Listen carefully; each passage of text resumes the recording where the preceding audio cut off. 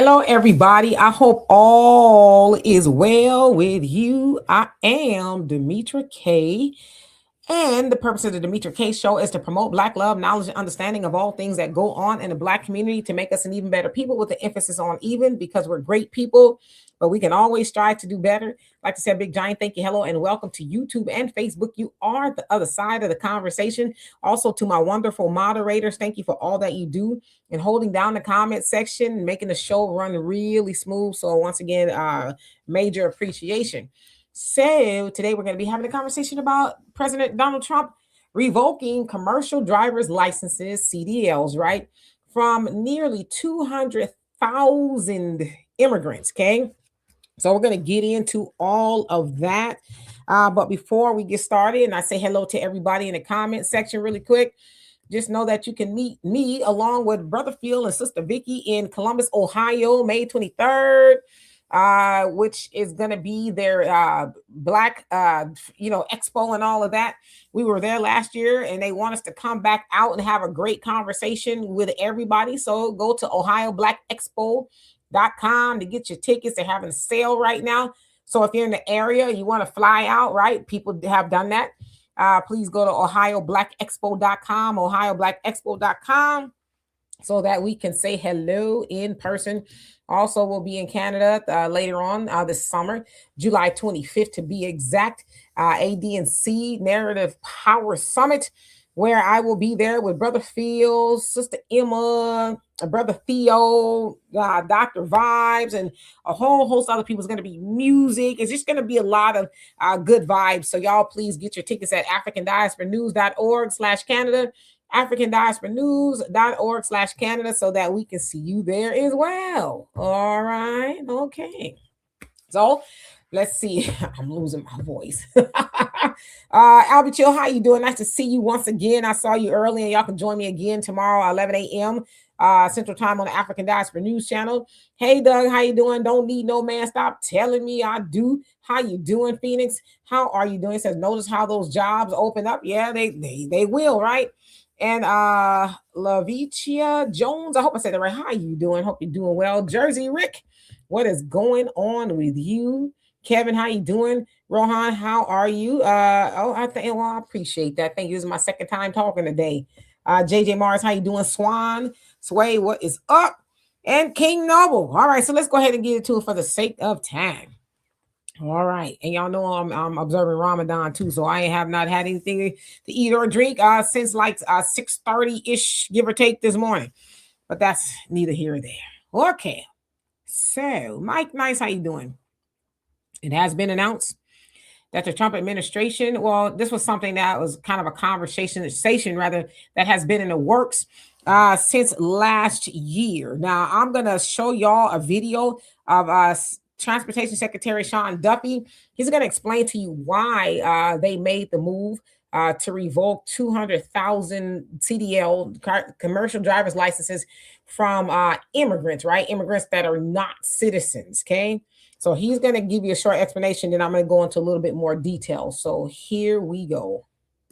Is there have been states that have issued commercial driver's license to foreigners, and they've gone through sham schools, and they're not safe on American roadways. And so, in partnership with Secretary Noem, we have driven those numbers down. We got California, Gavin Newsom, to revoke 17,000 unlawfully issued licenses. We've closed down half of the fake schools that give out these fake licenses, all critically important. Governor Tim Walz of Minnesota gave 33% of these licenses unlawfully. People that should never have a driver's license driving a big way on American roads, endangering the American people, shameful. Okay, so again, Secretary of Transportation Sean Duffy, and he basically gave a brief explanation as to why he heard about California. As they say, 117,000 was that the number? But I'm sure I have it in my information. They had to take because they were given fraudulently, or they just wasn't in compliance, and a whole host of other things. Of course, you're talking about Tim Walz in Minnesota, not operating above board as well, but specifically, says that the Trump administration has launched a major crackdown on immigrant commercial truck drivers, CDL holders, as a part of a broader immigration and safety agenda. They argue it's about road safety after several high profile crashes involving immigrant drivers, enforcing immigration law, ensuring English proficiency for drivers. So now, if you do not speak English, you cannot drive a truck. Okay. And that was been a conversation last year as well. Okay. Now, the policy includes tightening who qualifies for a CDL, requiring stricter verification of immigrants' immigration status, rather, enforcing English language requirements, pressuring states to comply or risk losing funding. Okay. Now, a key number driving the controversy: the administration's own estimates show about 200,000 immigrant drivers could lose access to commercial licenses or jobs. Now, this includes DACA recipients, asylum seekers, refugees, people who with temporary protected status. Okay. Now it says this isn't just undocumented immigrants, it also impacts many people legally allowed to work in the United States. So some people have like a work, I forget what they call, but where work visas where they could be here. Okay. Now, this is partially what's driving it. Delilah's law Delilah's law is proposed federal law pushed by Trump. It would ban states from issuing commercial driver's licenses to undocumented immigrants.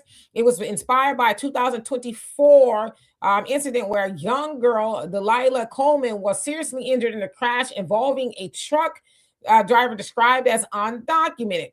Now, politically, the law is being framed as a public safety measure by supporters, a symbolic immigration crackdown by critics. So there's, pros and cons to this. Now, the revolt isn't a literal uprising. It refers to, I guess, so what some revolt. It refers to a strong pushback and resistance from multiple groups who is pushing back: immigrant truck drivers, labor unions, advocacy groups in some states. Now I saw where there's an Asian group, I guess, for their truck drivers. They are suing because they're like, yo, this is not right. Okay. Now it says lawsuits argue that rules unfairly target immigrants, could wipe out livelihoods overnight, may not actually improve safety. Now, critics also say immigrants make up a small share of fatal crashes. Removing licensed drivers rather could make roads less safe. More unlicensed driving. So basically saying that the immigrants gonna be like, well, I'm gonna drive anyway, right? You might have taken my license, but I'm gonna drive because unfortunately there are a lot of companies out there like, well, can you drive below the speed limit? I know you ain't got the license, but I need to move this product, right? So anyway, so the situation is really about three overlapping issues: immigration policy. The administration is using licensing rules as a way to limit immigrant participation in key industries. It says trucking is a massive industry. Removing up to 200,000 drivers could disrupt supply chains, raise shipping costs. Now, the issue ties to a broader narrative about border control, public safety, and America first, because that's what they own now, right? They're kind of moving away from MAGA, I think, and it's like America first. And so labor policies, okay? So the Trump administration is restricting commercial driver's licenses for immigrants. So that's kind of the summary of it. Let's see. So I did a couple other little breakdowns just to kind of see, well, what does this all involve? So basically, I did a demographic search of who drives trucks the most. So it's whites from the tune of 55 to 60%, Hispanics, Latino, 18 to 23% of them are truck drivers. Black is say 12 to 18%. Now, mind you, these are the people on record, right? Because there's a lot of people who driving under the radar. Asians, 3 to 4% truck drivers. Now, it said that this would affect about 5% of the truck driving workforce if they revoke 200,000 immigrant CDLs.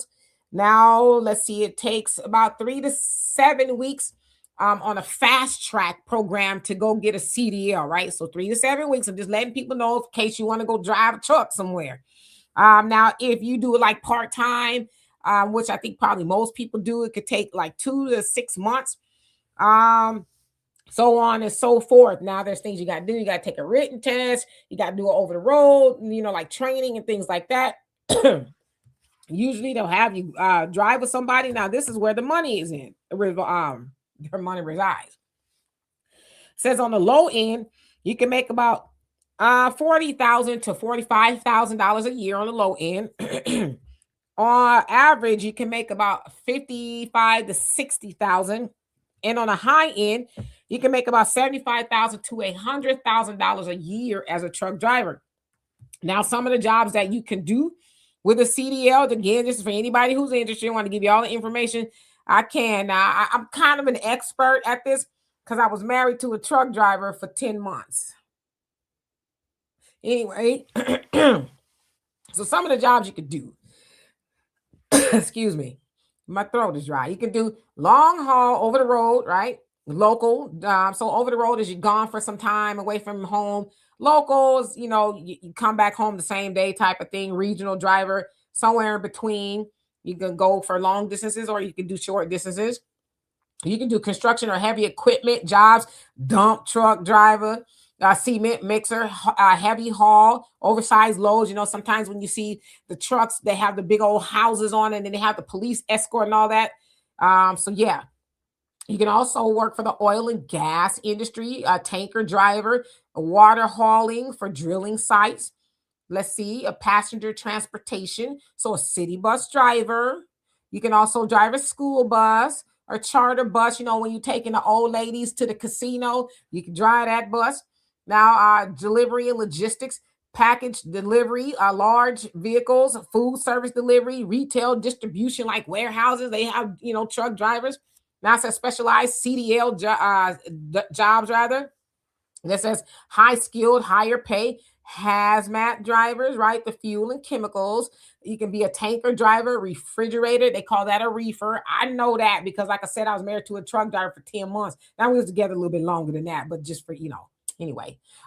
You can be a car hauler. So you know how you see the cars on the back of the trucks? You can do that.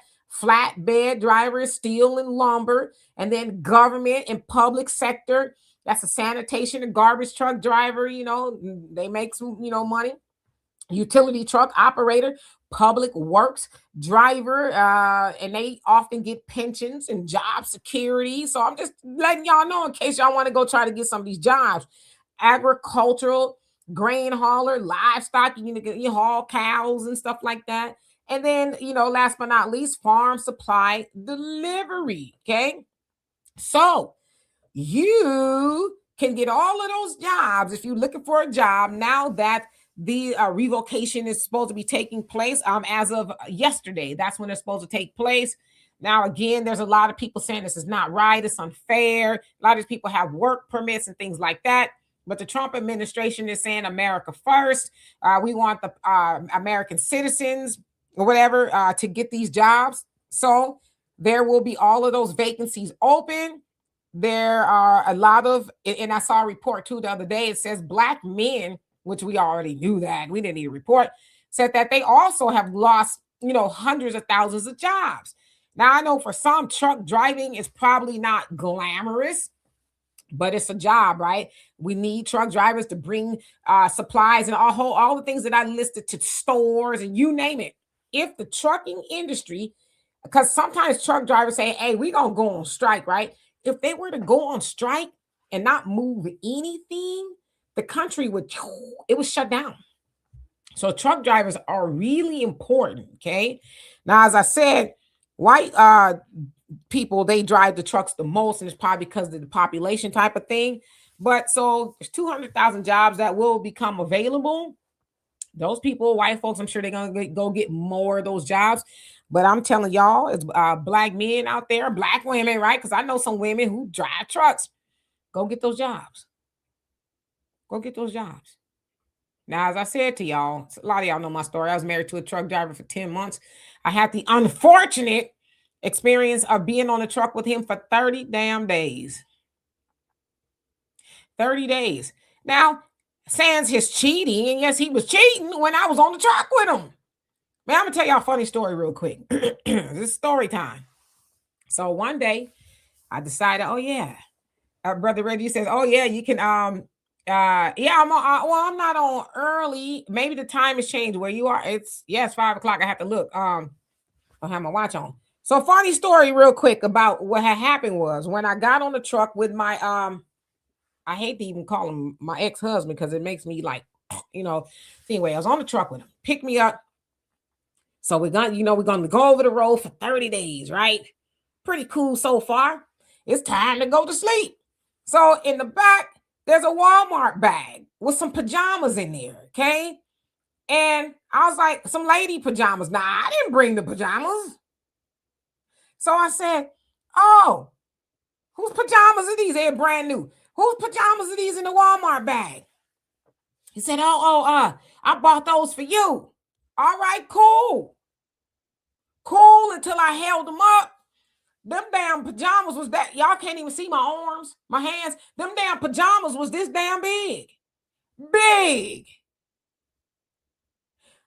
I'm like, who you buy these pajamas for? Rasputia was Rasputia? Cause boo, I ain't that damn big. Oh, I just guessed your size. In word, please. You know damn well I ain't that damn big. It was two of me could fit in them damn pajamas, okay? So I was like, well, you got the wrong size, sucker. Okay, I'm pretending like I believe it. Whew. That was that was like it was. Y'all haven't seen the movie Pee Wee's Big Adventure? That's what I felt like I was on. Pee Wee's Big Adventure, okay? And you can mix in Under the Big Top because it was damn sure a clown show. Man, I got stories for days just in that 30 days alone. But this fool lied. I later on found out who the doggone pajamas was for, and guess she was a big girl. She was built like a Mack truck. Okay. Anyway, I digress. Let's get back to button up here. She had a wide load. Okay. Anyway, let me see what y'all got to say.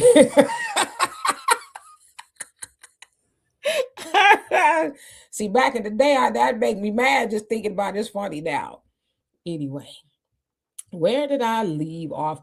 And Lavicia, and I hope I'm saying your name right, says, yeah, California is going through it. I told everyone CDO jobs are wide open. Yeah, go get them jobs. You know, hell, if I wasn't almost 55, I'd get out there like Large Mars, right? It was a cold and foggy night. It's a Pee Wee Herman reference. Anyway, uh, stupid. Your average logical thinker, how you doing? Hope you're doing well today. Cloudness, how you doing? Let's see. Beverly, hope you're doing well. And I saw you earlier as well. Everybody I saw earlier, thank you for joining me again. Sister Cynthia, how you doing? Back at you. MC Fact, thank you so much for reminding everybody to hit the like button and all that. And Cynthia says, and that's why I voted for Trump, put Americans first. Yeah, a lot of people say that. Trump got a lot of stuff going on. He got a lot. Did y'all hear that his top security forget, it just slipped my mind just like that. Counterintelligence, I think that's what it is. Ken, I forget. Y'all may put his name in there. He quit. He put out a letter saying, I can't do this with you, homie. And they say he's one of the MAGA big time. And he put out a letter to the world. It was like, there is no, I didn't see any reason for this war to be started. There is no justification. Now, this is his top counterintelligence, I think it is, guy. I would think if there was a need to start the war with Iran, yeah, he would have known. And he was like, there was no reason. And he sounded like he lost a wife. She was in the service as well, in a war. And he says, due to fighting for Israel. And he says, and we're not going to send any more people to fight for Israel. This is his top guy. But they said it was MAGA, through and through. He quit. He said, I can't do it. So there's a lot of dust up going on with the Trump administration. Anyway, JJ says Trump probably scared after starting the war with Iran, potential terrorist threat using large vehicles. Yeah, I mean, we know about them planes in 9/11, right, under the Bush administration. So yeah. Lynn, how you doing? Says good because illegal immigration really hurt our Black American truck from getting jobs. Yeah, it does, but people don't think that it does, and it does. Hot to death. How you doing? Says they are very dangerous on the road. And then, like you said too, when you go to DOT, Department of Transportation, right? You have to go get DOT'd, if you will. Sometimes they randomly pull you over to make sure your truck isn't. Listen, I was on the truck, okay, for 30 days. So you have to go through the weighing station, and they sometimes go through your truck inside out, this, that, and the other. You got to be able to communicate with these people, or with whatever you're hauling. I think you should be able to speak English to communicate. But you behind the wheel, can't nobody talk to you. I think that's could be a problem. 48 TCO, how you doing? Hope you're doing well. Says they got the ultimate heritage American. He says pissed off in the White House. Ooh, you ain't lying. You talking about the guy I was just talking about, Ken? It's gonna drive me nuts. Ford or something like that. I had looked it up earlier. Let me see. Well, I'm sure somebody put it in the comment section. JJ says, I'm sure Maxine and Karen Bass will bust to support immigrants to keep their licenses. Yeah, they already fighting back. Like I said, there's an Asian organization that's fighting back because they're like, that's going to harm our communities. So, yeah, y'all can't do that. So they're suing. So this depends on, what will happen with the lawsuit. Cynthia says, how can you drive a truck and you're unable to speak English? I totally agree with you. The average logical thinker says, we just discussed this in class about global communication. He says, and how certain industries need workers to speak the same language to mitigate accidents, like aviation and trans BTW English is preferred. Yeah, so it should really be that way. Well, I'm glad you're back, Albie Chun. I'm so glad you're back. Friday TCO says, license me, no speak English. Yeah, no, you got, how are you passing the test? I mean, unless they're, administering the test in Spanish and things, but how you passing the test if you can't speak English? And like Sean Duffy said, he says there's a lot of these schools that are shams. And we know there's a lot of schools out there that are shams. It's like, for $4.99, you can become a driver's, get a CDL tomorrow, And for anybody who's been on the truck, who's seen these trucks and what they have to do, like backing up and, all the stuff that they got to do, the rules of the road, and there's a lot going on with that. So you putting people behind the road that was like, yeah, okay, cool. Yeah, I got the $4.99, hand me my license. And that's very dangerous, Let's see. Black Panther Strike. How you doing? Hope that you are doing well today. Sister Cynthia says, Black, absolutely. Black man's got to go get those trucking jobs and start providing for your families. And let me just do a commercial break right here. Black men, go get those jobs. And if you got a woman, don't cheat on her. Because some of them be having a woman, not in every state, but in every town. And when I say some of them, I mean my ex-husband. Okay, back from commercial break. One who cares, how you doing? Hope you're doing well. Mr. South Carolina, what's going on with you?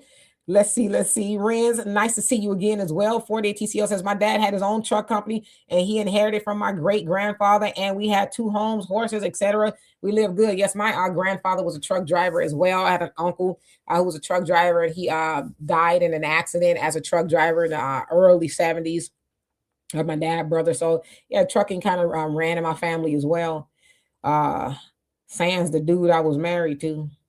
Norman, how you doing? Says Trump has should have started in Dumber. He should have started in Dumber and Dumber. Yeah, Trump is they said this man was meeting with the I forget the title of the person from Ireland. He's a man, right? He was meeting with him in the White House because it's St. Patrick's Day. So they were meeting and the press was there and they were talking to him. Trump thought he was sitting next to the president, but the president of Ireland is a woman because he kept saying he. Oh, well, because they said, the president of Ireland kind of pushed back on your war with Israel because the president of Ireland actually called Israel out when when it first started with Palestine. She called him out. But Trump's thinking the president is a man. How you not know the president of Ireland is not a man? Like, where your people, where's Stephen Miller and them at? They not prepping you on what's going on and who he's talking to and all this other stuff. Like, he has no idea of what's going on. It's weird. Thank you, Mike, for reminding people there's ways to donate and help the show. Thank you, thank you. Willie, how you doing? Says he should make sure that they have replacement drivers before they cut them loose. Well, I mean, I guess he could make sure they have replacement, but the word is out there. It's going to be 200,000 because what it is what I understand is they could either revoke them or when their license is expired, then they can't renew them. So there's a couple of things that they can or maybe will do to these drivers who are not citizens, the immigrant drivers. So just I guess it depends on what they're trying to do. Doug says it's a good way to see the country. It is. It is. I saw a lot of the country and I saw a lot of other foolishness too when I was on that truck. Uh Brother Rick says we don't change the clocks over here anyway. I'm like, oh, okay, so that's why over here they change the clocks. So yeah, Soda, how you doing? Says it's about time in the Bay Area. They be confused on traffic laws, and sometimes these drivers be driving carelessly. They don't care. This is be ridiculous. It's usually foreigners. And the other thing too is not only the truck driver, but regular drivers, right? With regular driver's licenses.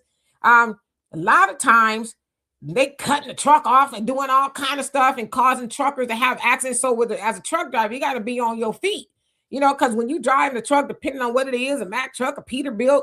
Listen, I was married to a truck driver, so I know a little bit about some of those. The noses of the truck are wide, so you can't really see that little, VW that cut you off, and it's a lot jackknifing the trucks and stuff. So, yeah, you gotta be on your feet. Hey, Joyce, how you doing? Hope you're doing well. Yeah, Albie, chill. Yeah, she was a big gal. I was insulted. I was pretty upset. Like, I know damn well you ain't got me messed up with that. The average logical thing says not even on the road good before he acted. Nah, we were. So what happened was, this is part 2 to the story. He had another woman on there before I got on there. She had just got off the damn truck. Whew. Boss player says he he had to wash the pajamas in hot water. Now they had the tag on. I didn't put them on because I'm telling you they was that big. So we took them back and got the money back. Sister Cindy says, Demetri, I watched both of your videos today. I appreciate you so much. Thank you for addressing the effects of illegal immigration with our communities and job losses concerning our Black men. Yeah, and I'm gonna start talking about it even more because the more and more I see it, it really enrages me that Black Americans are getting blamed for wanting to exist. You know what I mean? And to protect what's ours. The story I did earlier on the African Diaspora News Channel about the brother who, was trying to fight for the Black community, the Black community. But, Latinos are like, nah, we want this too. And so now they're trying to drag this brother all over the internet because he was like, nah, you got to get out of here. You don't have no permit, no food card, no nothing. And you selling this fruit and stuff in the neighborhood, selling it. Says they sell, I don't know for that particular guy, but the corn guy, he sell corn to his people for $3, and he sell it to the our people for $6. Say do this to kids. So he's selling corn, that corn that they make their elotes, $6 to our kids and $3 to theirs in our neighborhood. So yeah, but I appreciate you for watching them. Brother Reggie says, not a brick house. Yeah, a brick building. Okay, the Empire State's building. That's how big those pajamas were. Dion is how you doing? Says, my father who passed away was a truck driver his entire life, driving semis and dump trucks. Good money was made and a lot of work available. As you said, the issue is multifaceted. Although plenty of jobs exposed to those opportunities and training needs to be ramped up just like the trades. Yeah, and I'm sure there's going to be a lot of trucking schools like, come on and enroll over here. We got you. They looking for people to train. So you don't have anything to do or the job that you have is here, go become a trucker. Like someone said, you can go see the country. You learn a lot of things. You see a lot of things. The money is good if you ain't tricking. It's good money, good benefits, and it's a lot of things, to be a truck driver. And in a lot of cases, you could take your boo with you or several of them. Ross, how you doing? Hope you're doing well. Albert Chill says, we was cooking in the chat earlier today. Yes, Large Marge. Pee Wee Herman is one of my favorite movies. Both of them. Black Panther Strike says Queen Demetra. I found another man's socks in my storage unit, and they smell like stale cabbage. She told me I got those from Goodwill, and she wanted you to put them on your feet. Like if you caught cheating, just say you caught cheating. Okay, because why on earth would it? Why would you want me to wear somebody's socks or drawers from the Goodwill? I when I go to the thrift store, sometimes I'm like, why are people drawers up in here? Like people be wearing other people drawers. People think the Goodwill be like, no, thank you, but we don't need those. But they be there. It's like who? I don't know. I'm not judging people. Uh, Brittany, I think it's Brittany. Is that how you say it, Brittany? How you doing?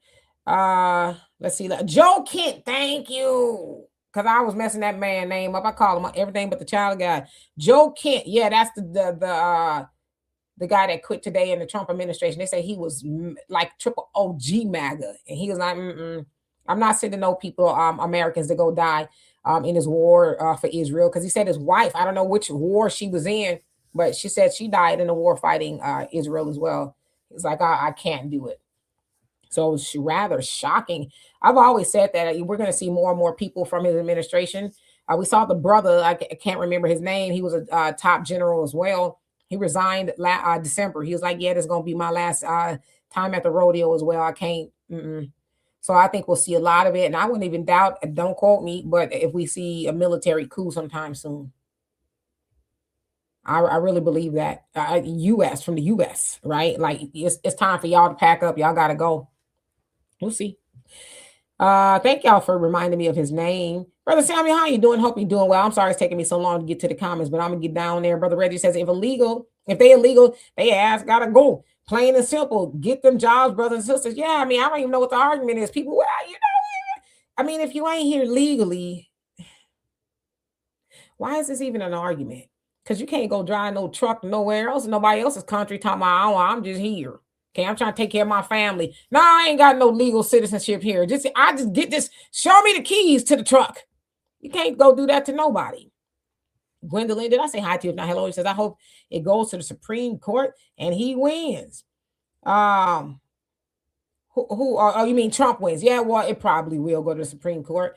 Let's see, skipping on down, South Carolina says a percentage of descendants of slaves helped put in the White House. Judah's bloodline still flows today. So he said, help put him in the White House. There's a lot of black folks that put Trump in the White House, and then they put him in the Trump house for the really kind of some of the reason we talking about. Because illegal immigration hurts black folks. It does. I know people thought it was a joke. No, it doesn't. It does. Like I said, did a story on the African Dawson News Channel, and I illustrated that, I think, rather well, how that harms the black community. Because oftentimes when they come over here, they set up in the black community, whether they're legal or not, and say deal with it. And then everybody will fight for them, whether they're Democrats, a silly black folks, fight for them to operate illegally in your own neighborhood, but they won't put a penny in your business. They won't. Al, how you doing? You say black people are talking about boycotting the rodeo. Well, it ain't gonna be all black folks. You know it's gonna be. I can't say that word on here.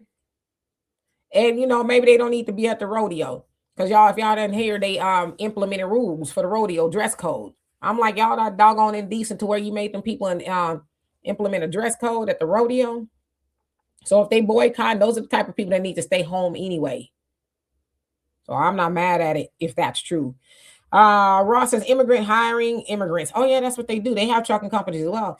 Brother Salmon says, missed your intro. Came in on the part where you make me think about my dad saying if they told her to haul, she would have to make 2 trips. Yeah, this chick would have to make 3, maybe 4. I'm telling you, some pajamas. It was huge, not huge, huge. Okay, so yeah. Hot to Death says, now y'all believe in black jobs. Well, I mean, I don't know who this y'all is, but black people, if you black and you work at a job, it's a black job. Okay, now you may not own the job, but it's a black job. There are jobs that black folks do. more so than anybody, especially in the service industry, right? So yeah, there's jobs that black people do. They used to any way more so than anybody. Now, of course, I think I hear what you're putting down. We should own and operate our own businesses, but yeah, black people need to work. Black Americans need jobs. So if anybody gonna work the jobs, first it should be citizens of the United States, and there are black Americans who are citizens of the United States. So I don't understand why this is a hard conversation to follow.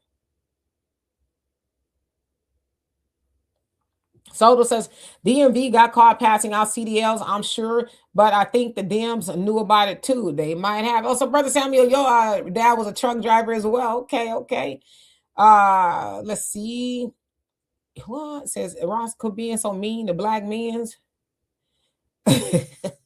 Okay, so let's see. Earth, Ocean, Moon, how you doing? Says trucking jobs are plentiful. They won't have a problem finding legal drivers. No, there's a lot of people who like to drive. You know, believe it or not, truck drivers get turned down. And then they might be able to get some of these quality truck driving jobs because some of these companies they ain't where it's at. They be doing the most, right? 4-day TCO says hopefully this will boost wages too. Yeah, pay like you wait. You know, because I don't know what they're paying the immigrants. If you know anything about how, and it's messed up that they do it. Corporations or whatever it is pay immigrants a lot of times it's a lot lower than they'd have to pay an American. But no, you need to pay like you weigh because the stuff that they hauling, it's a lot of money on them trucks. You know, so yeah. Anthony, how you doing? Hope you're doing well. Buckhorse, how are you doing? Says I seen your broadcast early today, but I was at work. But I'm here now. I got yes. You're here now. Thank you so much for watching earlier, and I am glad that you're here. And how was work, by the way?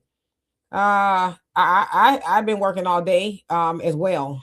This is how it goes, right? Well, of course, it's my father and stepfather, truck drivers and carriers. Yeah, so there you go. So black Americans, we drive trucks. When I say we, I mean y'all. You know, we truck drivers. I think all of us know a truck driver that is black. Okay, so yeah, Albert Chill says maybe that's the key to waking more of our people up who choose blue over black. Show them how illegal immigration hurts the very people that complain about black male youth. Yeah. And that's kind of what I want to focus a little bit more on too, because I just don't think people get it. You don't get it. Like you're championing for something that's harming you. Okay, it's one thing if it's not harming you, but it's harming us, and we are signing up to do that. It doesn't make any sense. You know, especially with the video I did earlier. I saw a lot of black folks, and this guy, it's Kenny is his name. His comments, oh, that's messed up. He just trying to work. He just trying to. I so badly want to say, shut up. But I was like, I'm not going to do that. Education is key. How you doing? Says, remember that truck driver who tried to make like AU? It says a U-turn rather on the road, and family van ended up crashing into his truck. Yeah, I know of a lot of incidents. There's one in California. I don't know if that's the one. Maybe it's a different one where he wasn't supposed to be driving as an immigrant, and he killed a family or something like that. Vaguely, I remember. Let's see. Boss Player says, that was my harsh criticism of Jasmine Crockett. Her using Black American political capital to advocate for Black Indigenous people of color. That everybody has benefited from our political capital except for us, and still will until we wake up, right? So yeah. Yeah, so education key, there you go. I should have read the rest of your comment. So that the family died due to what he did. If I'm not mistaken, he was an Indian guy. Freddie, how you doing? So you driving right now? Okay, eyes on the road. Eyes on the road. Jamila, how you doing? Hope you're doing well. Says I brought underwear I couldn't fit. It came in a 4-pack. I would give those a good. Okay, that's different. I'm talking about the ones that clearly look like somebody had them on. I ain't talking about the brand new draws. Okay, that's even then. But the ones they have some, they hanging on the hanger, and it's like, now why would y'all put them? Who? Again, I'm not judging nobody, okay? But I just be wondering, like, who really finna buy them? How you doing? Oh, wait. Cynthia, thank you so much for that love and appreciate you for that. Said last month I wrote Transportation Secretary Sean Duffy a letter concerning this issue on providing truck driving opportunities for our American citizens. Secretary Duffy will be visiting Flint, speaking on more truck driving programs. Well, there you go. He's gonna be right in your backyard, so you can say, and yeah, so citizens should have those jobs first. I don't understand where the confusion is. Maybe it's me, you know. I understand what the confusion is. Again, think about any other country. Could you go and just set up shop, whether it's a mango stand, or go drive somebody's trucks, or whatever it is, and not be there legally? Just, I'm here, okay? I'm here, and I'm here to work. Don't ask me about my paperwork. I'm just here. They be like, better get out of here, okay? Get out of here. But over here, I guess you're not supposed to do that. You're a bad person if you expect for people to come here legally and do it the right way. It makes you a bad person. I'm confused. I don't know. Like I said, Anton Hada says diesel mechanics make a lot of money. I know a young dude that fixes lawnmowers and 18 wheelers. He get paid. Oh yeah, they get paid because they got to get those trucks up and running, right? And what do you call the one? The wreckers, the one that actually have to tow the trucks and all of that. They get paid too. So there's a lot of money in that. Okay, so let's see who else is here. Reppin' Magazine. Oh, gee, you ready for some more foolishness? You said shame, shame, shame. So the city says the illegal immigrants are always coming straight to our communities and setting up business and shops, right? And that's why I asked earlier, why do they do it to ours? They don't go to the white people's neighborhood and do that. You, like I said earlier, imagine if he was to go set up a mango fruit, stand in the white folks' neighborhood. He wouldn't. It'll be a grand opening and closing in with 5 minutes. You're out of here, buddy. In fact, I'm calling ICE on you. How dare you? We don't do that kind of stuff around here. But in our neighborhood, we got to fight them off. And people mad because you asking them, hey, and the other issue too is, if y'all go watch the video, the black church that owns the parking lot that the dude was in was telling him you can't be up in here like that. And he was like, oh, well, I'm going to be here. I don't speak English. So he going to be there anyway. I'm going to do what I want to do. And people going, y'all need to watch the video. It's mind blowing. They talking about taking this man's life because he asked the man to leave repeatedly. So it's not like he just walked up on him once. He repeatedly asked him to leave. And they talking about, spraying up the block because he told the man you can't be here. A white pastor talking about he going to bring his congregation to boycott because the brother got a taco truck, right? So he's in good standing. He got all this paperwork and things like that, and they want to boycott his business. Shut him down. Clown says, I live in Austin and San Antonio. It says I-35 area, and I be seeing people driving. Says I don't think should be driving. I get their license plate and I call them folks, and I don't care. But damn, you be on the phone with DOT. Listen. This is their license plate number, and they bobbing and weaving. Okay, well, it's better to be safe and sorry, because if they are driving erratically, the big rig ain't nothing to fight with. Okay, it ain't nothing to be just trying to guess, and you need to be above board. And one of them things, somebody fall asleep or something like that, they could take out a lot of people. So, and if they're not doing anything wrong, it's better safe than sorry. So I'm not mad at you, right? Mike says General Anthony Hill was the one that retired in January. Okay, so thank you for that. Brother, he was like, because you got a lot of foolishness going on. I don't want my name tied to none of this. Niall, how you doing? Says, why is he still being permitted to do anything or say anything or touch anything concerning running of the United States government? What in God's name is he doing in office? This is deep. No, I agree with you. I'm not a Trump fan at all. And I think we're getting to that now. I think we're getting to that. I think we're getting to where people are going to say, because did y'all hear that some of his top advisors, Stephen Miller, his wife, Pete Hegseth, his family, Kristi Noem, Pam Bondi, Kash Patel, I'm not for sure. They're all living on a military base. Why are you living on a military base? Because they've been getting threats and they're scared, right? So you mean to tell me all the stuff that y'all been doing, you jump a war off in the Middle East and you hiding? And I was having a conversation with my daughter. I said, oh, you're afraid of the environment you created? So you don't want to live outside of the military base walls? So you leave the rest of us to deal with it? You can't live at home no more? They're literally living on a military base because they're afraid. But it's like y'all doing all this foolishness, but this is the world that you've created. So I agree with you. I think it is going to come to a point where they tap Trump on the shoulder and it's like, get up and take all this gaudy gold with you that you got all over the damn White House, okay? And that ballroom, yeah, you ain't going to be doing no two-stepping up in there, homie. Right? And they talking about he want to take down the columns of the White House that's been there for like 200 years. The columns, see in the front of the White House, he want to take that down and do something else with it. So I think a lot of people are going to be like, because even in the United States Supreme Court, the United States Supreme Court is like, saying that of Clarence Thomas because he always going to shine. But he's mad at the United States Supreme Court. Talk about, and they're incompetent and all kinds of stuff. Like, homie, you chose a lot of the people over there. I think they're just like, because we are kind of like the checks and balances per se, in a sense. I guess they are. And while it was fun and games, being MAGA and all that, but the stuff you're doing now, because we see all them people that's living on the military base, Clarence Thomas and then, well, he might. But, Roberts and Kavanaugh and Barrett, and Katanji, they're not trying to be living on a military base because they can get roped into the foolishness too. They literally living on a military base. Why? So, yeah, Cynthia says, I already knew what Trump was talking about when he said black jobs. Now I understand his plan.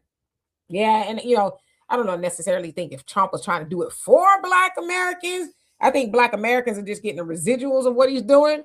But yeah, I understood what he meant too. Let's see. Let me skip down. Kelly, how you doing? Says, I'm a truck driver. I've been driving for almost 5 years. See, there you go. Sorry, y'all. My nose is running. I don't know why it is. Let's see. Kevin says, my father drove a tractor trailer for the post office before becoming a correctional officer. Says he taught my mother's brother how to drive a tractor trailer. One of my brothers used to drive a tractor trailer. So yeah, we all know somebody who's a truck driver. T. Austin, how you doing? Says the wreck in California was a black high school coach and his wife. Yes. So it was their family. Now it's coming back to me because there has been so many. Deanna, can you bring me a tissue, please? Shan, rather. How you doing? It says, hey, Demetria, I see you. I see you too. It says you earlier today, but I seen it later. But I think that earlier today, that brother is really right. And we do have to stick together as a family, period. Yeah, he's right. But like I said, they're going to demonize him. Thank you so much. Appreciate that. They're going to demonize him, make him the bad guy. And he's fighting for he said, we don't even hardly have nothing left here. It's in Vegas, right? And y'all trying to take that. So yeah, we got to stick behind him. Roger says, why do you still support their business in the hood? That's a good question. That's on us. A lot of that is on us. Why are you going to give your black dollars? They not going to, they won't shop with you, but you going to shop with them. I don't care how good the corn is, the mango or whatever. Go to your people or make some corn at home. Some mayonnaise. Elijah Torres, how you doing? Says, but states decide to let illegal immigrants have commercial driver's license. They can't even read the signs. Yeah, they do. And that's why Trump said you're going to get your federal funding ganked. Y'all keep on doing that. It's going to be taken, So yeah, Alberto says they don't have no smoke for the cartels who ruin their country, but come here and talk all types of crazy. Yeah. They going to get you in line. And Anna, how you doing? I think that's because y'all names are squashed together. Forgive me, please. It says it's the ballroom construction. Yeah, but so it's the ballroom that they're trying to remove those columns because I know that they were doing the ballroom, but he's also talking about removing the columns to the White House as well. I guess the ones that you see there, he wants to put some other type of columns there. It's like, man, how long you think you're gonna be there? Your term is almost up, like in your term, like the ultimate term. The ultimate term is almost up. So how long you plan on staying? Oh man. Ardiva, how you doing? Hope you're doing well. Facts, our feelings was going over with you. He says Trump will take US down with him if he goes down. He'll try. I think a lot of people are waking up. The people that are close to him are saying, he was talking to Mike Johnson the other day, and some Republican somewhere he was sick, terminal cancer. It sounds like. So him and Mike Johnson, Trump and Mike Johnson were talking about it, and then Mike was like, "Well, I think it's public knowledge." So and Trump says, "Well, tell him what happened." I forget what it was. So Mike Johnson is telling the story, and then Trump was like, "Yeah, and he's gonna die or something. It was terminal." And then Mike says, "Well, oh, that wasn't public knowledge, about he's gonna die in June. That's he got a death sentence in June." And Mike says, "Oh, that wasn't public knowledge." So it's like Trump just running his mouth. Facts I feel says the reason why you live on a military base is when the coup d'etat goes down, you will be at a safe place to coordinate it. Yeah, so maybe they know something we don't know. Maybe a coup is going to take place. But yeah, but they've cited because people are threatening them type of thing. It's like, now why nobody else's administration had to live on a military base? I'm not saying the other administration is perfect. They got foolishness going on too, but y'all literally y'all living in bunkers. Okay, y'all got bunk beds. I don't know what the highest living situation is. I imagine it's probably the colonel's quarters, but y'all living on there nevertheless. That's not normal. I don't think it is. You got your whole cabinet. See, it's one thing when you thumb thugging on Twitter with all the foolishness, like a Stephen Miller talking all this stuff. It's one thing, but then you got to pull your car into a military base at night because you didn't, got the country and the whole world in the dust up over thinking it was cute until somebody, talking about I'm gonna dust you up. I'm gonna dust you up if I see you. So now you got to live on the military base. But again, this is the world that they created. They created this atmosphere, and then you don't want to live in it. And if a coup is going down, I think that it is potential that one would. Maybe that's why I don't know everything, right? Arneva says he wants to make his mark on the White House. I'm sure there's a lot of orange paint all over the walls. How much more marks do he need to make? Black Panther. You say President Trump always chickens out. That's what that means. Will do anything to divert attention away from the Epstein files. Wars and ballrooms cost money, taxpayer money. Yeah, and that's what Iran is saying. They're like, hey, the Epstein regime. They call this the Trump's administration, the Epstein regime. I said, man, that's gangster. Because they like, we paying attention. We see what y'all, we know what this is about.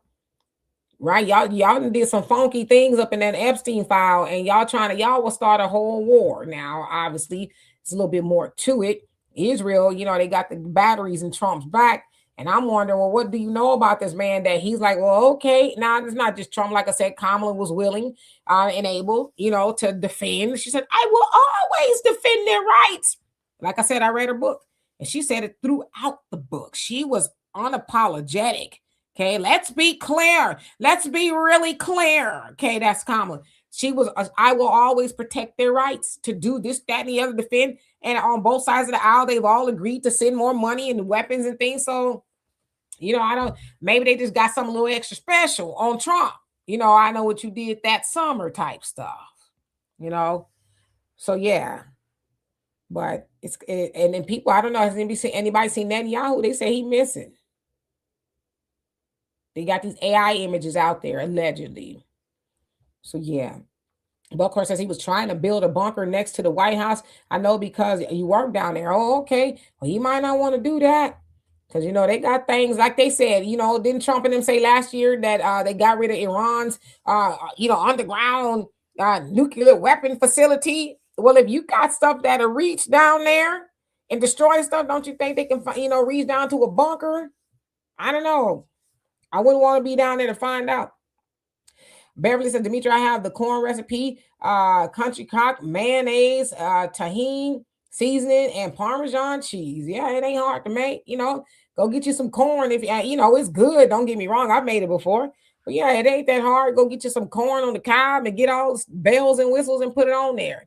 But $6 for some corn, homie, with some mayonnaise on it and some cheese. I mean, $3 is a lot of money, but $6, and you jacking it up double for the Negroes. Yeah, he need to go. Fact Phillips says, forget about Trump.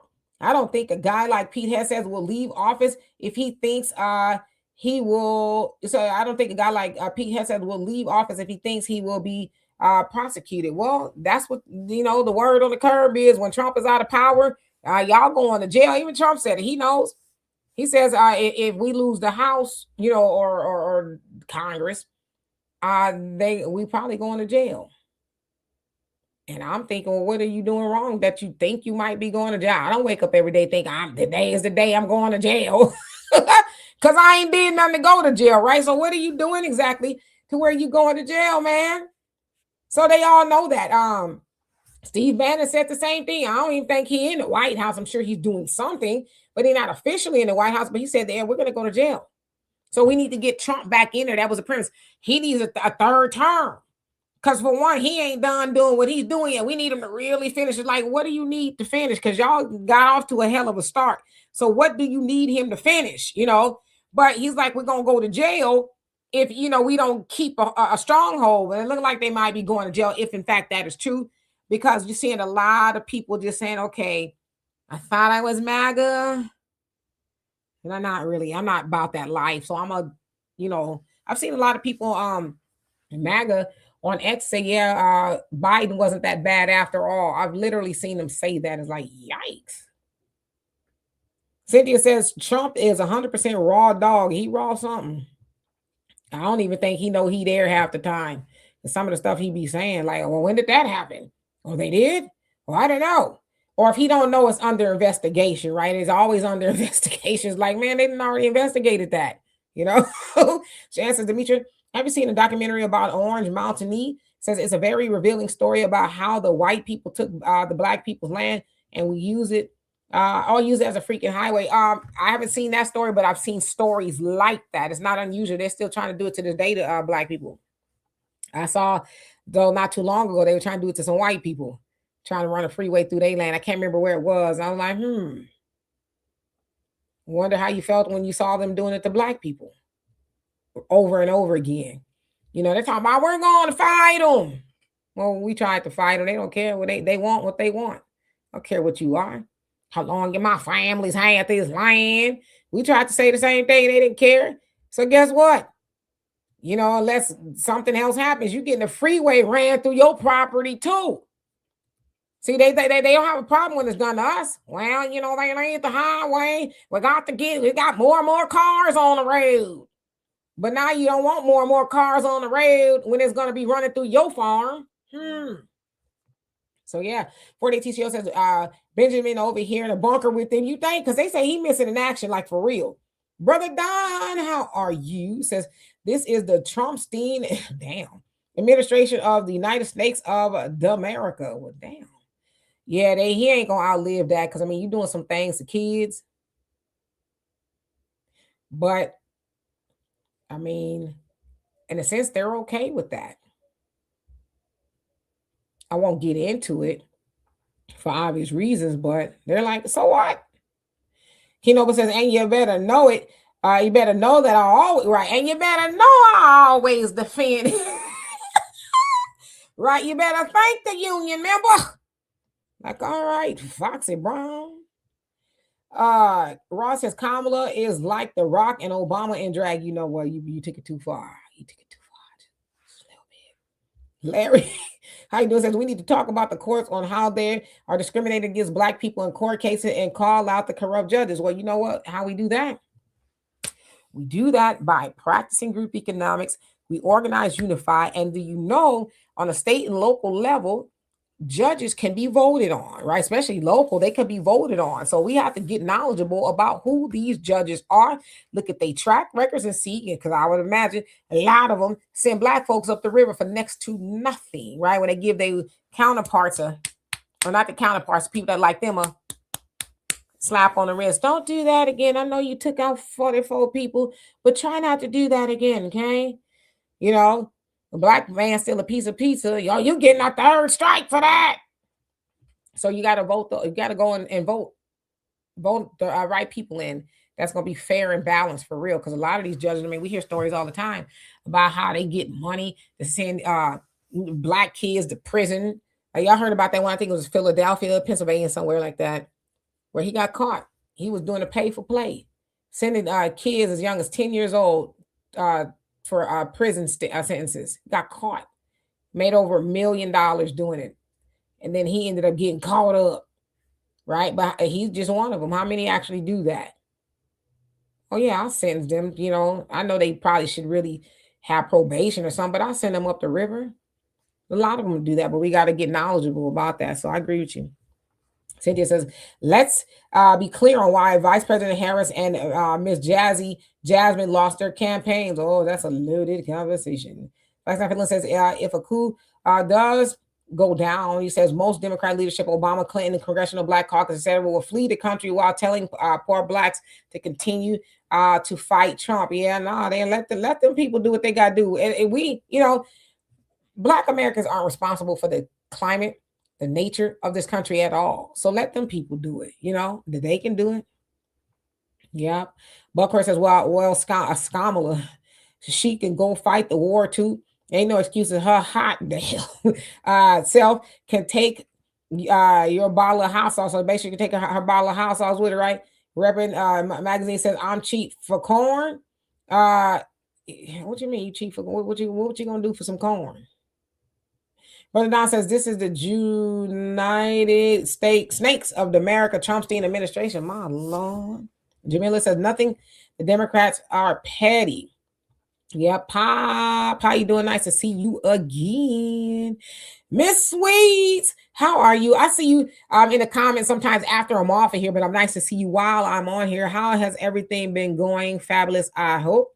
You said you'll catch the replay. Okay, yeah, that's when I usually see you, when you catch the replay. Your Sean was going on. She says, I'm a truck driver from LA years. He says, I get 8 calls a day for jobs. Now I don't care about what happens to the illegal. See, there you go. And yeah, if you're a truck driver and you've been driving, yeah, they want you, especially if you got experience. So yeah, get out there and negotiate. How much we're talking? Because this is like you get like cents by the so a certain amount of cents by the miles that you drive or something like that. Or is it dollars now? I don't know. Pop says a word has. See, I know I have to read your comment in my head first.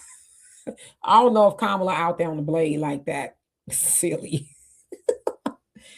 Oh, it's over an hour, but that's okay. I'll do a little bit of overtime with y'all. Russell, how you doing? Says I vote against activist judges. See, there you go. And that's true. A lot of times on the activist side of judges, we see that people get very low bail amounts, right? And then those people get out and they like, well, now that I'm out, back to what I was doing. And then they go back in, they say, well, I know you took 44 people out of here, but I'm going to give you no bail this time. Okay. Try to stay out of trouble till your next court date. And they're like, okay, I promise.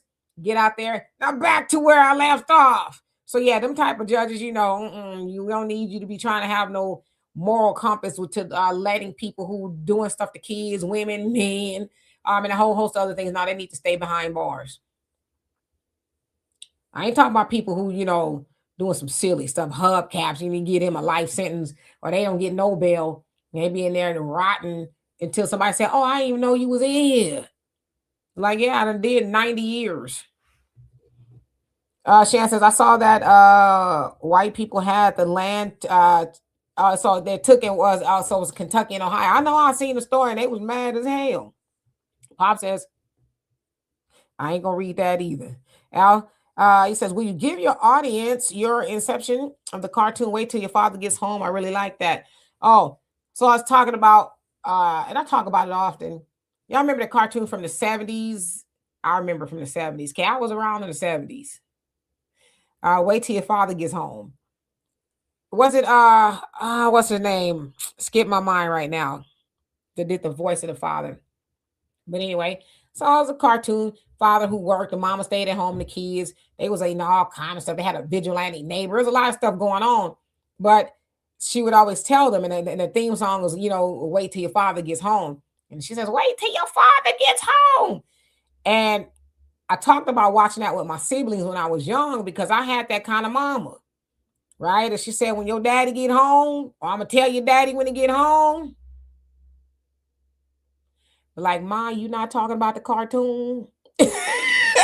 You talk about like daddy for real? Yeah, I'm talking about your daddy. Okay, I ain't talking about this. I forget that, but yeah, Tom Bosley. Yeah, I ain't talking about Tom Bosley. Okay, I'm talking about Walter. That was my daddy's name. You wait till he get home, boy. I tell you, whoo, when she said that, it was like, okay, whatever I was doing, I'm gonna stop. Now, there's a couple times she did tell her daddy. And then, he get home because my daddy was a mechanic and he owned his own shop and stuff. So he get home late at night. My mama put his plate out for him. This is before microwaves and all that other stuff. She put his plate out on the TV tray and he sit up and we all be gathered around. My mom like, get away from him. You ate already. He be like, leave him alone. But we wasn't by him when she said, listen, they was doing A, B, C, and D today. And then he said, come in here. When I'm done eating, I'm going to whoop you. And my dad, once he was done eating, he fall asleep. So we would have rather, honestly, gotten the ass whooping, because it would be like weeks would go by. And we're like, today is the day he's going to remember. He's going to remember that he owes us a butt whooping. And he never did remember, right? But it was torturous remembering or thinking he's going to come home and say, I know what I forgot. Right? But he forgot. And I think now, just looking back, he's like, I'm not gonna whoop these kids. But the fact that they think I'm a whoop them, that's all they need, right? But yeah, wait till your father get home, boy. That was something else. That back down memory lane. But I had a real wait till your father get home. Well, thank you, Russell. I appreciate that. Thank you, thank you, thank you. And Doug, you say you remember that cartoon? That was good times. I might watch it for nostalgia's sake. Yeah, Tom Bosley. Pop says the bump. What are you talking about? I don't even want to read that out loud because I don't even know. Kevin say, I have the entire cartoon series on DVD. Me and my oldest son love that cartoon. Yeah. My sister, she's a little younger than me. If I call her right now and say, you remember wait till your father get home, she gonna say no. But my brother Walter, he remembers. We used to sit up and watch that. Boy, it was some good times. That's when you could watch stuff. These cartoons nowadays, like, that ain't for kids. When they start getting naked on cartoons. So yeah. Pop says the white parents will whoop their kids out damn, in the front yard so all of us could see. That was better than a comedy view. Yes, black parents will whoop you out in the yard too. The yard, the school, the grocery store. See, because a lot of black parents, and I was one of those, you gonna get tapped up or you act up. I never really had to do that because they knew there was gonna be some tapping going on. But yeah, there's a lot of black parents that had that ideology. You was acting a fool. And hour number 9, we ain't gonna wait till we get home. Now we might get to the car and you're gonna get tapped up. But see, a lot of us, we had that old school parent and you knew you was gonna get tapped up when you act up. So we didn't, okay? Because the premise was you're not gonna get out in the streets and embarrass me. Okay. Now, and don't get in the store and do what? I'm gonna see if somebody gonna put in the comments. What was the directive to you as a child from your mama or your daddy, whoever you went to the store with? They said, when we get in this store, don't do blank. What was that? I'm gonna see if y'all know. We playing some trivia right now. And Astrological thing that says ass whooping on layaway. I'm telling you, I'm like, and we be like, don't say nothing, don't right here.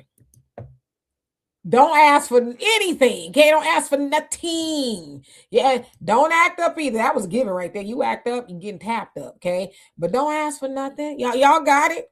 See, we all had the same type of upbringing. Here we go. Nothing. Don't touch nothing either, right? To touch nothing. Don't touch. Don't ask. I'm going in here. I'm getting some chicken, a bell pepper, tomato, and some bread. That's what we get. Mama, can I? You already knew. So yeah, y'all all got it. Alex says Harry Boyle was the name of the dad. Yeah. That was the name that Tom Bosley played. Yep. And Rose, how you doing? Says don't touch nothing or ask for nothing. We already that was the unofficial Black parenting guide. Okay, well, they didn't have to write it down. You just already knew it was passed down from their mama, their mama, their mama, their mama, right? When you was back at the general store in 1898, they mama told them that, okay? And then they passed it on down to you. So when you up in Kroger, don't ask me for nothing. Okay. I want to buy you a little piece of candy. I'm going to do that. Because if I say, you ask me for this, and then I say, yes, you're going to be asking me for everything in the store, and then we're going to have a problem. So, yeah. Hey, right. Let's see. I want to mess your name up, but you say, don't even look. Okay. And hold on to this basket. Don't be running around the store. Hold on to this basket because we going in and out. So, like, y'all know I have a daughter. She's 33. And then I have a lot of nieces and nephews that are in their 30s as well. But I raised 3 of my nieces and nephews. And often I would have all of my nieces and nephews. So my daughter and I'd have, so it was be 5 of them, 5 of my nieces and nephews at the time. So it'd be 6 of them. And we all go to the store. And their mom and their dad, how do you do that? I can't go to the store with all they want. I said, we have a little talk before we go. We have a talk before we go to the store, before we get in the car. Okay. Don't ask me for nothing. We going up in there. And I gave them an honorary tap. It wasn't nothing hard, right? It was just for each one of them. And they be like, I didn't hit you that hard. Okay. This is a preliminary of if you get in the store and show your natural black ass, it's gonna be more where that came from. My daughter will tell you. She'll tell you. Well, I just want to know why we didn't do nothing yet. It's because I already knew you was gonna try me. So I tell their parents, I say, yeah, I have a little method. That little method. We go to the store.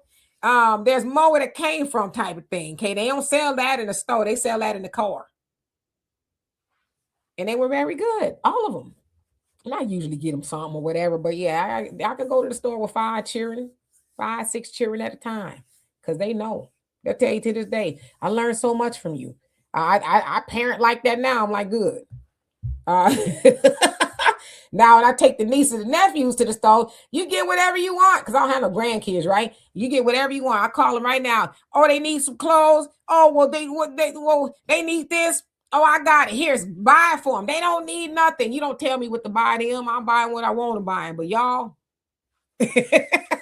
Miss Sweets, it says, do we raise our children the same way as parents and grandparents? I think we do. We need to get back to that old school parenting. No, the old school where you didn't play with your mom and daddy the way these kids be playing with their mom and daddy. Boy, I tell people all the time, I don't negotiate with terrorists because some of these kids are like little terrorists. Why and why? Like I said, I got younger nieces and nephews, and I'm like, see, it ain't nothing for me to jump on the plane. And they know it too. I'll jump on the plane on your right now.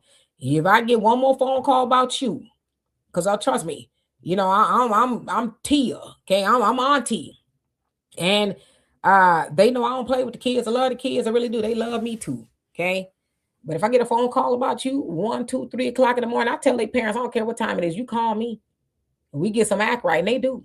I ain't got no calls in a long time because the last conversation we had was like, listen, you ain't been punched in the chest and it shows. Okay, you ain't really had nobody really just stick it to you. And it shows. So we had a nice little conversation. They've been cool. But yeah, I'm that auntie. I'll jump on the plane. See, when I was living in California, well, that's where most of my family is. Yeah, I go to your school on my day off. I sure will. They'll tell you right now, I get them on here. They'll tell you, yeah, she done came up to my school. A couple of them. What's for lunch? What are you doing here? I'm asking the questions. You know why I'm here? Because you're hard-headed. And you ain't doing what you're supposed to be doing. So what's for lunch? Be there and their friends, hey, hi, how y'all doing? They be embarrassed as a mug because I didn't tell them I was coming. One time I went up to one of my niece and nephew's school, and the lady in the office talking about, well, do they know you're coming? I said, do I need to make an announcement? I'm on the list, boo. I don't need to tell no kids I'm coming. Do I need to make an announcement? You need to get on the intercom. I said, I'm here. Give me my little sticker. Okay. And when it was lunchtime, bell ring, ring. Hey, how you doing? She, What's for lunch? So we went and had lunch, little funky, school pizza. We sat there and I said, you know why I'm here? She knew. She says, yes. And she told me why. I said, now, what do you need to do not to see me back at your school? I said, because I got that's why I was working 14. So I had 3 days off during the week. I said, what do you need to do for me not to be back at your school? I need to act right. I made her list all the things that she needed to do not to see me up there. And guess what? She never saw me back up there. I said, I'll be here all my days off if I need to be. And she never saw me back up there. I had another little nephew. He wanted me, couldn't tell him what to do. He's a sweetheart. Now they all sweethearts. Couldn't tell, he's spoiled. He was the baby at the time. Couldn't tell him nothing. I said, oh, parents couldn't say nothing to him. My day off, pick him up. What are you doing here? Pick him up at his house. Get in. He didn't want to get out the car when we got to the school. And I pretended like I was taking my belt off in the parking lot. I said, we'll do it right here. He gets out, okay. Going to school, go to the classroom. Told the teacher why I was there, because the teacher is the reason why I was there. He wasn't listening. I sat in the back of the classroom half of the day. Eventually, he was like, you want to play? I said, no, I'm good. Go do what you're doing. I just want to observe. So I waited till we would go to recess. And that's kind of where he was having some issues in recess. So I'm talking to the teacher. She said, it just needs to listen to this, that, and the other. So he comes up to me, D, you want to play? I said, no, I'm not going to play. I said, but come here. I said, you like me being at your school? He says, oh, it's not bad. It wasn't bad, but I don't think he wants to see me every day. I did the same thing. What do you need to do not to see me up here? He says, I need to listen. There you go. And I tell you what, he's a hell of a kid right now. I mean, he's doing some great things, but sometimes you got to let him know, don't play with me. It don't have to be the mama. It don't have to be the daddy. Sometimes the mom and daddy, and as I heard, when I was raising my daughter, which is why I changed the way I parented her, my mom's best friend, her name is Carmen. She says, wow, y'all don't love y'all daughter. Y'all are in love with your daughter. Now, I'm 21 when I have my daughter. And I'm like, huh? Because her daddy, you couldn't say nothing to her as far as her daddy was concerned. She said, you in love with your child. She said, you see, when you love your child, you tell them no, even if it hurts. But if you in love with them, oh, I just don't want to break their heart. Oh, I'll just give it to them. Oh. And then she said, you're going to end up regretting the choice that you made when she's older. And I never forgot that. As my mama's best friend told me that. And that's how I ended up being a parent and, auntie that I am today. I also had a daddy, as I said, he was a disciplinarian. He didn't have to whoop ass much, but when he whooped ass, you get your ass whooped. Okay, it was unforgettable. So yeah, but like I said, parents nowadays are scared of their kids. Like, I'm not scared of you. I'm scared of you for. You don't pay nothing around here. You do what I say do. And if you don't do what I say do, you're going to do what I say do. It's the way it is. Right? But see, these kids know your parents' heart be pumping Kool-Aid nowadays. Nope. So let me see what y'all have to say. I got stories for days, I tell you that. And let's see. It's Lecrae. Am I saying it right? Lucretia. Okay, I have to read the name because it's squashed together. It says, when you don't have your elders around, it's hard. Yeah, that's true. That's why when I'm an elder, kind of, sort of. I'm still cute, don't get it wrong. But I'm an elder. That's why I got to operate the way I do. Because I can't be silly. I can't be no silly woman out in them streets because I got a lot of people. I'm the matriarch of my family. I got a lot of people looking up to me to call me for advice all day long. I can't be a silly woman in the streets, talking loud, acting stupid, dressing. I got to set the example. They got to be somebody they can come to for advice. Like I said the other day, there used to be honor in being an older woman or man in our community. Now, a lot of the older men and women are silly as hell. They just as silly as the young people. So the young people don't have anybody to turn to for advice, for parenting or whatever it is. I talk to my nieces and nephews all the time. They call me all the time. What do I do? This, that, and the other. I don't care. I have a nephew. He's got 2 babies. He called me in the middle of the night. He told me something was wrong with his daughter. She was sick. I said, take her to the hospital.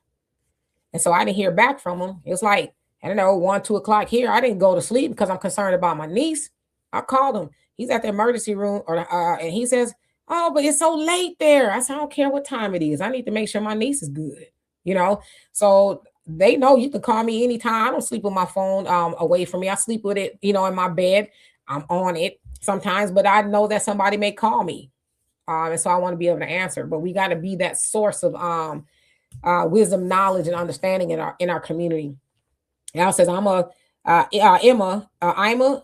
He says, was the wife Alice, Kathy, and Chet were the kids? Come on now. So you got a better memory I do. He says, Ralph was the goofy neighbor on the cartoon. Yeah. And the old lady that was always the vigilante messing with people, right? Buckhorse says, hell no, y'all don't let them get away with anything. My granny whipped me on the plane. Oh, you got a grandma. I don't care about what these white folks got to say. I'll whoop your tail. I don't care where we. See, that's what we need to get back to, okay? I don't care about these. They can't say nothing to me. You mine. Your behind is mine. On the plane, we mile high ass whooping. It ain't nothing nice. Your grandma was like, we going to reveal the air marshal today. Yeah, I was about to go think it says, I cuss my niece and nephews out a couple times too. Yeah, sometimes they need that. It's with love. You can watch it. Deanna, come here. Cause y'all be thinking I'm lying. Come here for a second. She in there working. If I've never called you a what, you can mute it. I don't love you. Say it so they can hear it. A mother clucker. Yes, that's right. If I never called you a mother, that's a term of endearment. I don't mean it bad. I mean it like mother. You know what I mean? So yes, I maybe need to find a new term, but they know I mean business when I get to that point. Rapping Magazine says us Aries don't play the radio. No, we don't play with the kids. We love them. We love the kids, but don't play with me.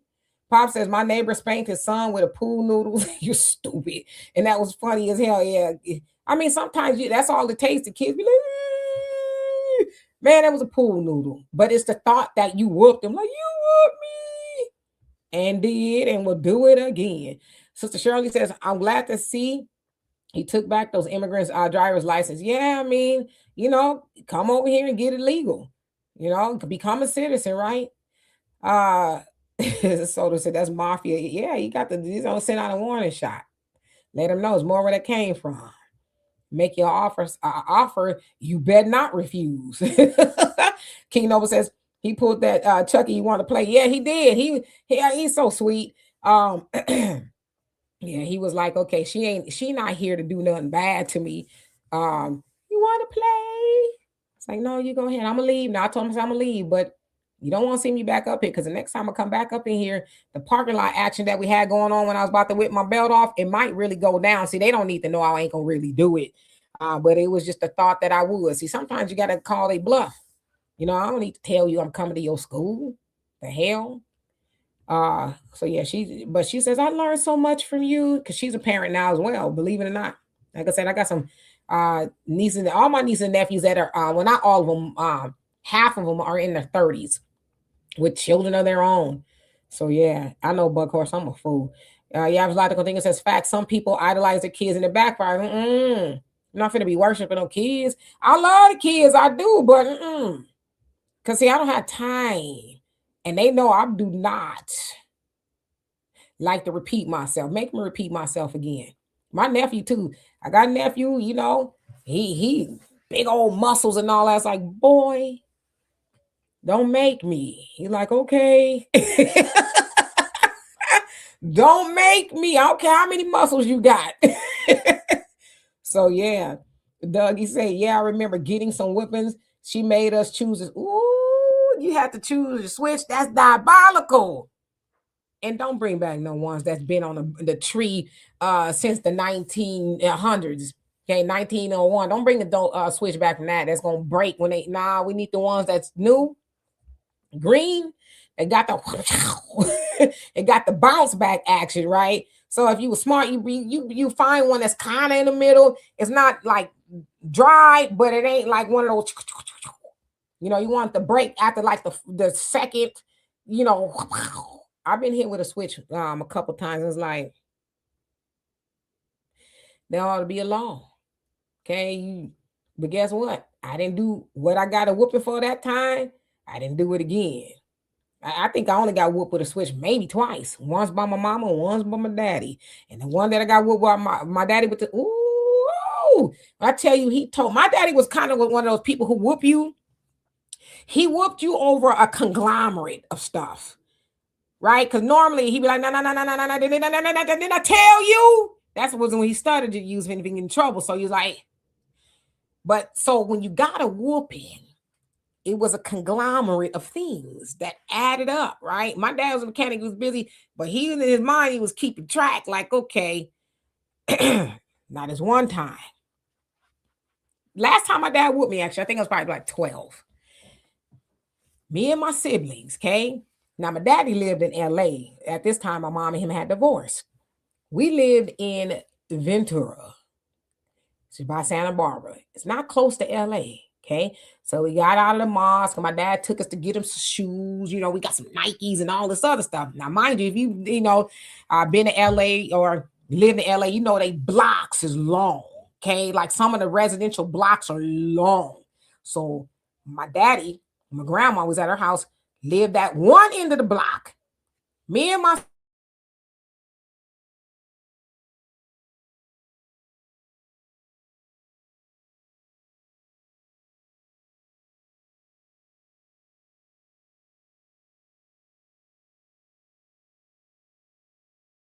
sister and my brother.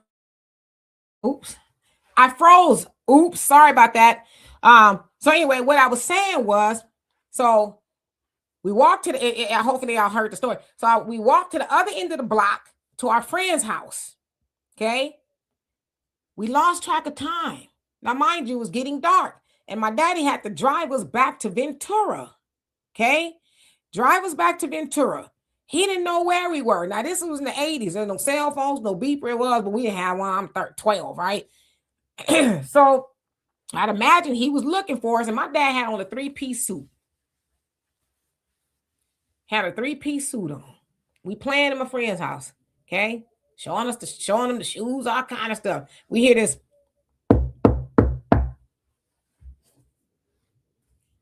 Friend's mama go to the door. She says, y'all dad is here. We get to the door. My daddy in his three-piece suit had a bushel of switches.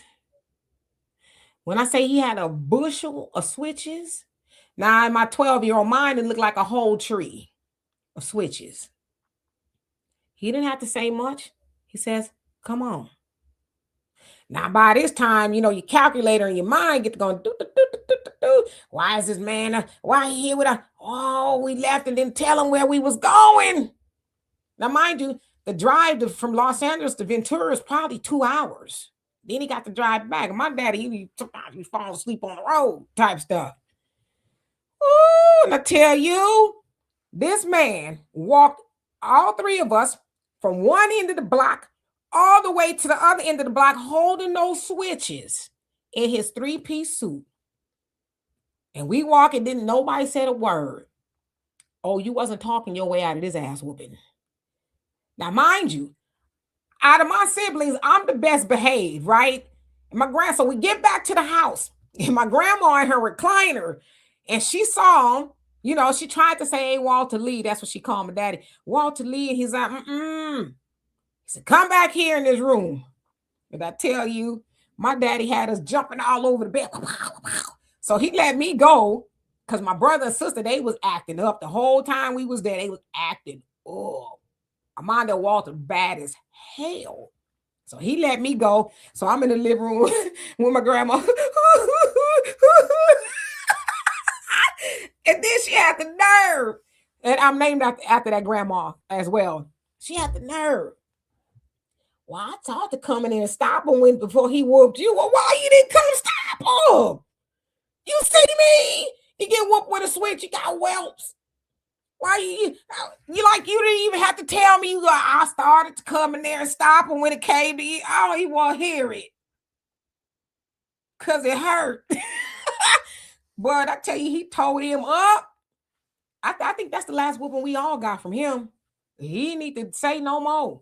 My daddy he loved us dearly, but when you got to the threshold with him, it was nothing stuttering was gonna do, because what you don't understand is I'm not gonna keep talking, but you don't make me imagine him having to look for us. So I'm wondering now, in my 50, almost 55-year-old brain, did he pick the switches along the way? Like, where he get them from? Did he get them from a grandma's house? Like, did he go along? Okay, that looked like a good one. Mm-hmm. That looked like a good switch. Mm-hmm. Yep, that's for Demetra. So yeah, the good times, not so good times. DJ Brad, how you doing? Yeah, but grandma was like, I started to stop him when he was going before he was gonna whoop you. It does me absolutely no good now. Okay, my ass has been told up. I'm telling you, we was all over the room just running and like I don't even know what it was. We probably looked like chickens with our head cut off. He was just like Zorro.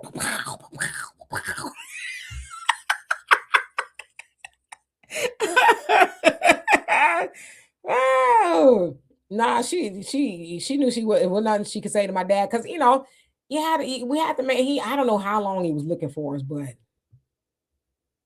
I imagine he locked on a lot of doors, and people probably, oh, they finna get their ass tore up. He about to tear them out the frame.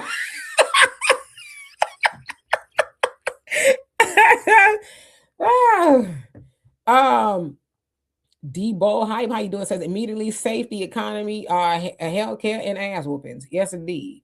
Uh, yeah, I was about to go think. It says every 10 steps he tore off his switch he had to have. Mikey says the siblings make it worse with their laughing. Yeah, no, it wasn't no laughing going on that day. Okay, it was a lot. Oh, okay.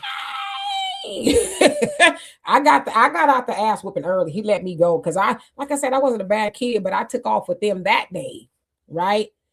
So I never forget it. That was years ago. Buckhorn says my granny didn't play. I learned that day. Give you a bath and catch your coming out of the tub.